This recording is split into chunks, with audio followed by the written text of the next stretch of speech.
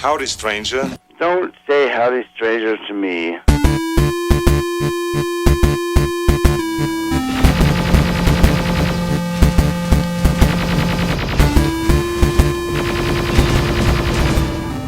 I'll be back.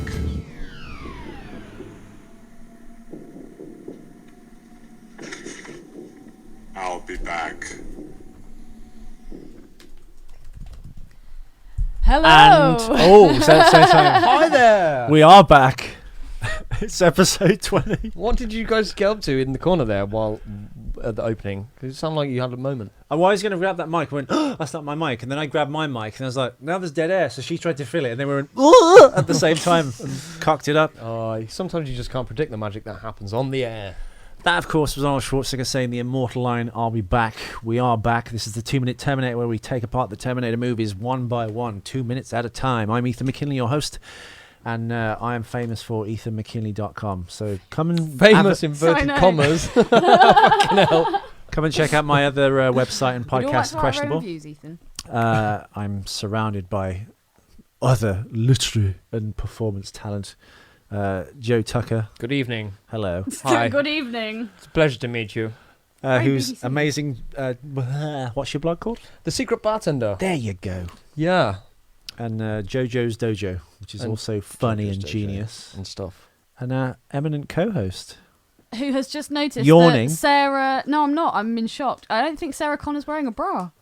No, you can see Sarah's floppy oysters through that tie-dye top. Dude, like, I've literally never noticed that. Nipples pointing down. Always a good sign. Yeah, she's not wearing a bra. Yeah, welcome to the show. We are actually going from minute 58 and bridging that 2-minute gap to the 1 hour mark. So we begin essentially with Dr. Silverman saying sorry as he pauses Carl Reese screaming out, ripping Sarah's heart out. And it ends with Arnold, the Terminator, about to drive his car through Delivering probably one of the most delivering famous terminating justice to the police station and squishing and someone. epic quotes. Driving through the lobby of the police station. I'll So be this is back. actually quite an iconic, if not the iconic moment of all of Exactly. Arnold Schwarzenegger's films.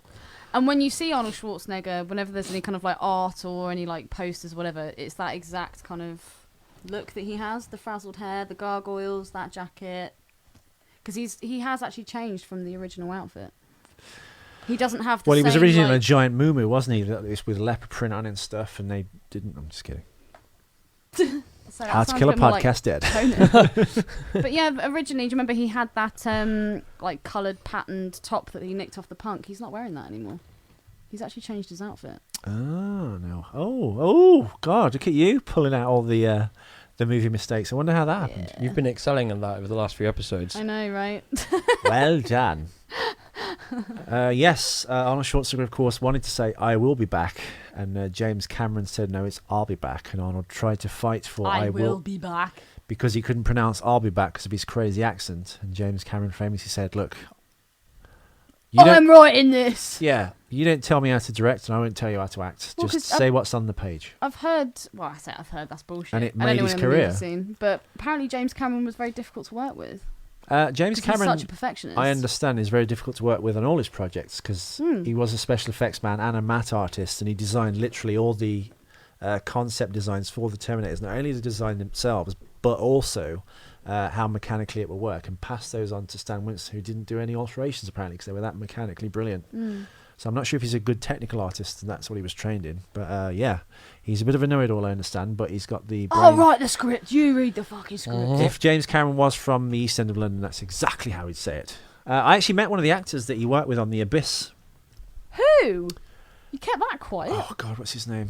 I've got his email address here. I'm not going to say it on the air, but I'll find his name. Abyss. Sorry. Christopher Murphy. He was in The Abyss. He played one of Michael Bean's men. Oh, yeah, one of his henchmen. One of his henchmen. And, yeah, I was actually lost in the Hollywood Hills behind the Chateau Marmont. And because I think because it's kind of like an affluent area, and if there's any strange people walking around, they want to know who you are. And I was like walking around and went, hey, buddy, you okay? What are you doing? You're not local. In his kind of aggressive American way, I went, oh, I'm kind of lost. I'm an actor. I've just come to Hollywood. Blah, blah, blah. It's pilot season.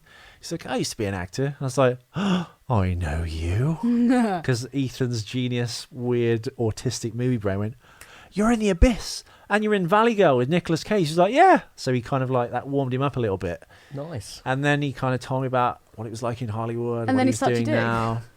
He did get that far. Yeah, but he basically said James Cameron is like an army commander. Basically, you're there to do the job. You'd say exactly what's on the script. So he definitely wouldn't like me as an actor because I ad-lib like a motherfucker. That's because you can't read. Yeah, That's your ego. it's that too. But he just said, and you'll notice, I think, in a lot of his films, he casts, especially his leads, when he does like even Avatar, no one is famous in it. He casts an unknown. So they're there to just do the job that he tells them to do. You can't use your star power to kind of like muscle him in any way. So I think Sigourney Weaver really is the only kind of star he inherited from doing Aliens, because I guess that was his kind of the job he got off the back of Terminator. But yeah, he's a bit of a taskmaster, I understand.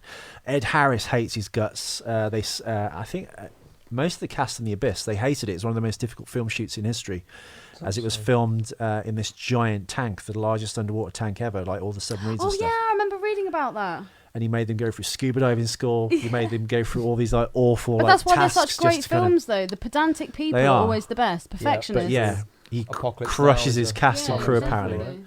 So yeah, he's a difficult guy to work with, but obviously the results are very, very good. Apparent. But yeah, so it was I'll be back. as opposed Joe's to just I staring will at be me back. like this fucking weird bibliothèque of like movie junk I'm very information. impressed. I was going to say, I think he's looking at you in awe, Ethan. I am, and I want to test your movie What are knowledge you doing? further. Just staring at you with quiet awe. Well, as long as it's quiet. I want to That test would be your the movie. worst thing. We're doing a podcast. I want to test your movie knowledge further. Okay, let's do this. Who is Bruce M Kerner? I have no idea. You don't know. It's the desk sergeant that Terminator turns around and says, Amazing. Joe, that's another high five. Well, Joe, my hat's off to you because I did actually want to bring this up and would have forgotten it for this episode. The poor dude that the Terminator drives his car into in the lobby of the police station is Bruce M Kerner, the actor. We like to lionize bit part actors on this show, as we've done up until when Joe joined the show, and I keep forgetting to do it. But he's picked up the slack. What else has Bruce M Kerner been in, Joe? Let's look at his CV. He was also in.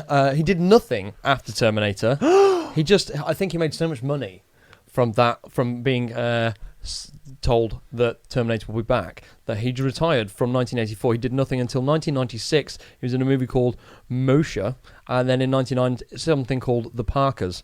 And I'm just looking those up What was he now. before Terminator? Nothing. Nothing. That's it. He's been in three things. He was in nothing. He peaked. Well, His it's funny first- you say that, Joe, because we've had a theme on this show, haven't we? Everyone that's either played a cop or a homeless person on this thing, a career has Back-to-back died band after artists. Terminator. Really? Yeah, the guy that steals like Carl Reed film steals Be his Cursed. clothes. The hobo, he steals his clothes off at the start of the movie. Stan, someone, God forgive us, Stan. You're in there somewhere. We give the whole episode to you for God's sake. Yeah, he did nothing really after Terminator. I think the two cops that chased Kyle, cops again, didn't really their careers didn't pan out as far as we understand. So yeah, Bruce M Kerner with his lovely Magnum PI-esque Tom Selleck moustache, filling out forms. You know what happened? After he did this, I think he went into production because he Okay. was the executive in charge of production for 118 episodes of a sitcom, American sitcom called Moesha, which is basically just about a load of black people having No, fun. I remember Moesha. I used to watch it. Well, that maybe then he's a behind-the-scenes guy, and we need an actor to fill this role, and they just got him in to There do he is. one line. There he is. He looks great. He's the Torquil of the Terminator series. I think probably one of Let's the. hope that doesn't happen to your career. How many It has. moustaches are there in the Terminator franchise? Ooh, that's a great question. We're doing fake movie trivia. Are you the googling anniversary show. PCP for just for fun, or is that your well, plans I'll for be later on completely tonight? honest with you. When they're in the back to the movie in the 2 minutes that we're Yeah, watching, she asks how the Terminator could punch through the How he windscreen, could and punch Lance through the Henriksen windscreen. says he probably was on probably PC. on PCP, so you Yeah. wouldn't even feel it. So I was just looking it up, and Angel the Dust. common street names: Angel Dust, PCP, Hog. Love that. Everybody likes us. Love a hog. Punching smoke a windscreens hog. on Whack. hog. There we go. Yeah, That's the episode. punching. Windscreens on hog. Yeah. Name any other movies featuring the drug PCP? The one that leaps out to me, of course, is Training Day I've not with seen Denzel Training Washington. Day. You haven't seen Training Day? I know. Whoa! Hang on a sec. You haven't seen Training Day? Nope. What's with you? Soz. What would you fool?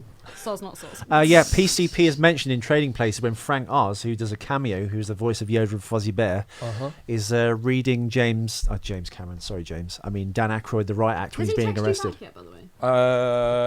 My phone's been on silent, so he has, but I'll wait until We'll save it for later. Yeah. We'll save that for the next episode. Clarence Beeks, the bad guy character in Trading Places, plants PCP in Winthorpe's coat pockets. When he does get arrested, the police find it and goes, "This is angel dust, PCP. You know what this does to kids?" So that's my input. Nice. Well, apparently it makes them hallucinate, Yeah. have delirium, Yeah. mania, although it was originally developed as an intravenous anaesthetic. There you So go. it's like ketamine. I was about to say, it sounds like ketamine. Well, it Does says ketamine there, look. But ketamine's not like PCP. They're very, very different. Well, so what is this drug? If you take it, what happens to you, Ellie? You hallucinate, Yeah. you become delirious and manic. But I suppose the thing is, though, you But can. Why PCP, like you said, was a big thing in 80s films. It was mentioned quite a lot. Yeah, It was like yeah. the nasty drug of the 80s like cop thrillers, essentially. And yet developed in the 1950s. Whoa. Yeah, so Bruce M Kerner is more of a production manager and producer. I think he worked on Terminator as well as being in it. Maybe I wonder how many production members they stuck into bit parts. Who knows? I don't know if there's anyone. Well, I think one of the cops whose name escapes me now, he went into production. I think it was the mixed race police officer that chases Kyle at the When he through the asks him department store. when he asks What him, year? What Yeah, that guy. year? What year is it? He goes, Huh? I've just got up a list of everyone that Arnold Schwarzenegger has killed Yeah. in movies. oh my That's god. amazing. Look at this. Look at this. Oh no! Look, go up. Oh, Paul Winfield, of course. Yeah. Lieutenant Traxler. And I like the fact that Arnold Schwarzenegger is also on this list because he's killed himself in, I suppose, in Terminator, right? No, he kills himself, even though I haven't seen it in The Sixth Day, because that's about cloning. Okay. But I haven't seen it, so maybe he doesn't kill himself. I did notice in the trailer for the new Terminator movie He that kills he himself. He Well, fights himself. we assume he but wins. like from the Terminator 1 with the droopy. There's another curtains. question for you. He's killed Sharon Stone. What movie did Arnold Schwarzenegger kill Sharon Stone in? Total no, Recall. Total Recall. Consider yeah. that a Of divorce. course, yes. Question.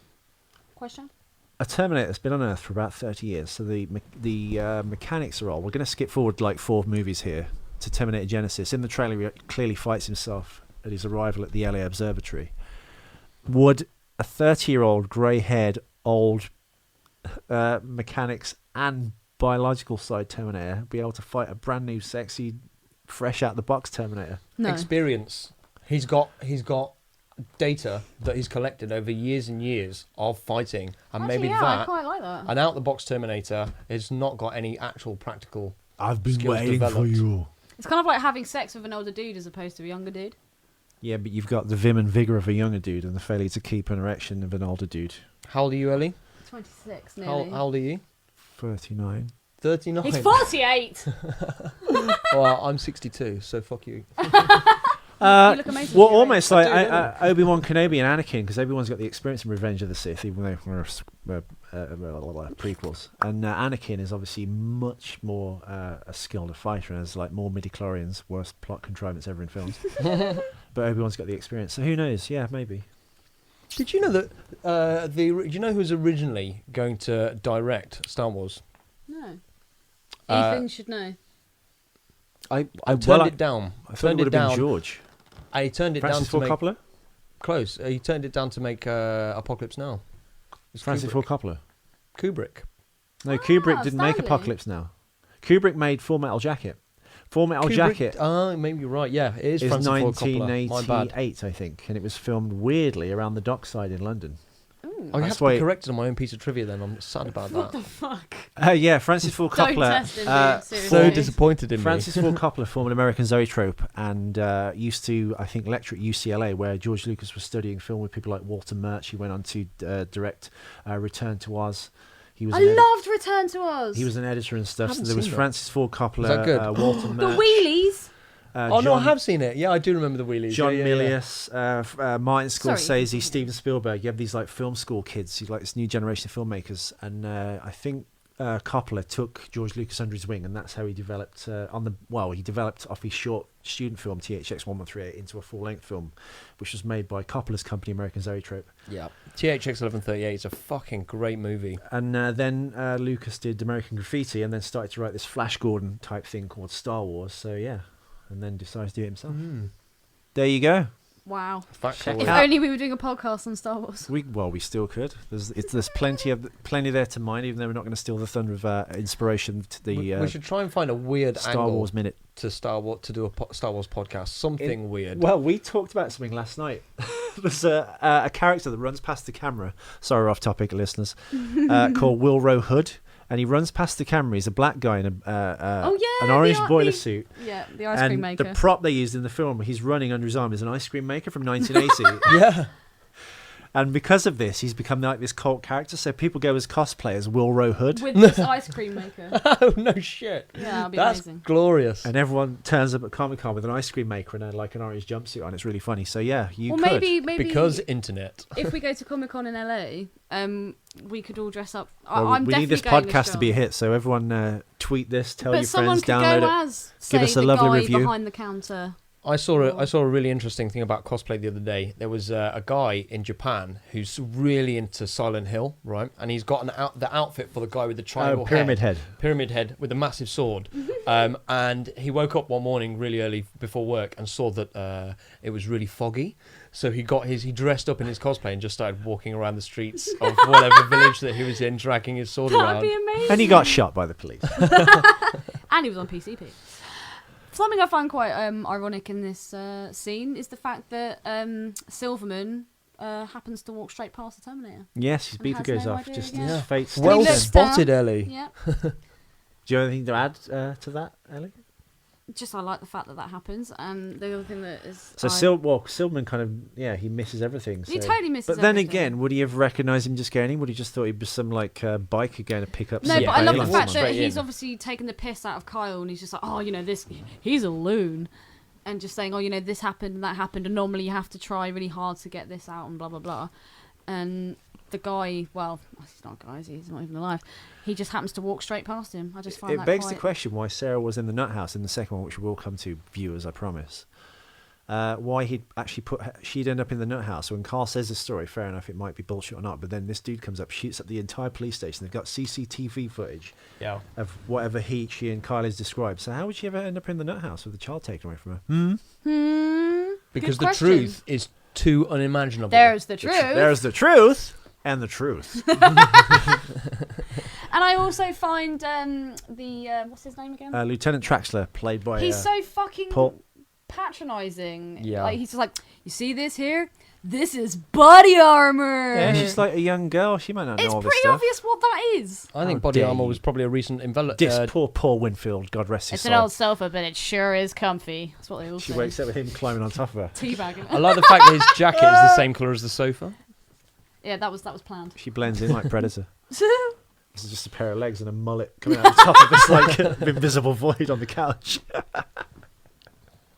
So anyway, anything to add in this landmark? We got to episode 30, folks. If you listen this far, I think that's a complete. Thank you so yeah, much. he's got a different outfit on. I think that's actually a completely different leather jacket because there aren't any like zips or anything on it. There were bits on the shoulders And before. and where's the keys that The are hanging? keys, yeah. There was the keychain that was hanging off his left shoulder in the car.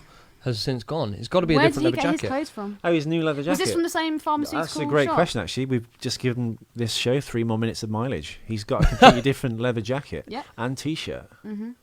Yeah. And how? Good call. He's definitely changing his style. He's going more like biker look. He's now. evolving. Before he was more punk, and now he's a bit more like rock and roll metal. Yeah, where's the God? Actually, do you want to know something really scary? Yeah. He's changed his outfit, and all of a sudden, Joe is wearing a leather jacket. But no, I if think you that's change weak. his outfit and Joe's wearing the punk outfit, you might have something there. But Ah, shit. you see. Foiled. We'll be back. Yeah. Yeah, thanks for listening, folks. If you come this far, once again, thank you. What's wrong with you? It is a marathon. It has been for us. We had to squeeze out a few episodes because we missed a couple of weeks, so apologies for that. And yeah, you can find me at ethanmckinney.com. And me on Facebook. I And, wouldn't bother. and I'd rather you didn't try and find me or approach me in any way. Don't find Joe I'm quite- Tucker anywhere. I'm a private person. We'll link you all to everything on the website and shop him to the cops. Oh, if you go on Pornhub.com, then I've got a kind of favourative list of videos that I've watched. The Joe Tucker Actually, playlist. If you like 80s music, I do have a YouTube channel where I've got like an 80s playlist. If you just type in Ellie's Jellies, all one word, ELLIES That should be your Twitter. JELLIES. You should close your Twitter and start Ellie's Jellies. Okay. Yeah, That's catchy. Ellie, I've kind of been digging around online and looking at stuff about you actually, and I didn't realise that you've got quite a famous musical career. Yeah, but that was in that's the Ella. that's a different Ella life. Fitzgerald. Often referred to as the first lady of song, queen of jazz, How ironic she has and one. Lady Ella. She was noted for her purity of tone, impeccable diction, phrasing, and intonation, and a horn-like improvisational ability, Horn-like, I like particularly it. in her scat. Are you a big fan of scat, Ellie? I love shit. What can I say? I think he means a different kind of scat. I've been watching too many Scat Brothers music documentaries on. videos. Yeah. We've been watching too many Bigfoot videos, basically. Bigfoot shows like... what have we Looking watched? at bear What have you skit. seen recently? Is it Les Stroud, Survivor Les Stroud, Man, and Bigfoot? who's the other guy? The one that just everything's Bigfoot. There's Dawson. Todd Standing, Matt Todd Moneymaker. Standing. Todd Standing. Everything's Bigfoot. You should, yeah. Do a another Bigfoot time. podcast. Yeah. There will be a Bigfoot podcast actually coming on my questionable show shortly, which will be JC Johnson, one of the heads of the Bigfoot Genome Project. Aside from the Bigfoot and the Hendersons, has there ever been a real serious Bigfoot movie? Yes, there's one called Willow Creek, which I've got on my Oh computer. my god, that's one of the things that actually It's really like a got me into found... it. Open It's a new so window. Scary, man. It's like a found footage film, but it's really good actually. It's quite scary. Is it? Directed by Bobcat Goldthwait, who was the voice of Zed, or not the voice, he played Zed in the Police Academy films. Someone's like, oh, I'm Zed. Willow Creek. Willow Creek. So is check it, it out. a documentary or It is it? yeah. Shockumentary. No, it's a found footage Mockumentary. horror film where nothing much really happens, but the atmosphere is like dreadful. Wow, 5.1 Yeah. on IMDb. It divides Oh, I people. love Are you it. in it, Ethan? I think no. So you- I think if you go into it with low expectations, not knowing what it is, it takes you along. If you go and know it's a I Bigfoot saw horror it. film. Yeah. I literally saw it about 30 seconds after it started, so I actually thought it was a documentary.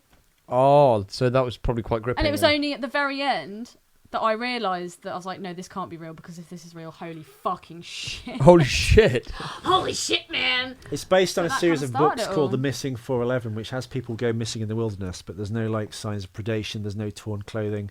There's no blood anywhere. They literally just go missing. Sometimes children go missing, and they're found like within hours, but over 2 or 3 mountain ranges where they couldn't have Like travelled literally that time hundreds of themselves. miles. Wow. When the bodies are found, if they are found, they've got scratches, but not from like front to back, like you'd have scratches on your sides if you're walking through the bush. They go from head to leg as toe. if they're carried that way and taken through. Fucking cool. No, dude, seriously, like the actual And the Indian facts legends, of the cases yeah, are fascinating. they're fascinating series of books. And the Indian legends say they're called Indian devils, and they used to like when the warriors were out hunting, they'd steal the women. So there's like this link between Bigfoot you? folklore Excuse me. and missing people in the wilderness. It's freaky as hell. But Willow Creek is loosely based on the Missing Wow. 411 books. Is it like Watch it. lots of shaky camera footage? No. No. Okay. In Okay. fact, It's just a there's- couple making their own documentary in the woods and then think shit gets weird.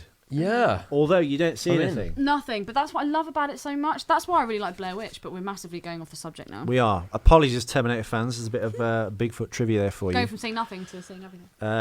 We may not believe in Bigfoot, but we do believe in the Terminator. And that's why we're going to return to you for episode 31 through to, I think, 54 and beyond.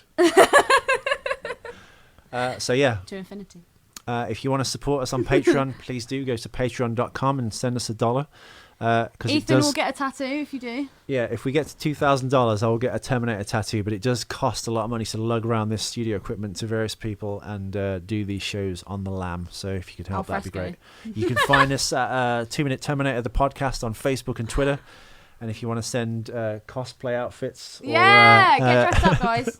anything you want, or ask a question, send it to 2minuteterminator@gmail.com. That's the number 2 minuteterminator@gmail.com. Bye. Basta la vista. Basta. Basta la vista. Oh my god. Just Get off. turn it off.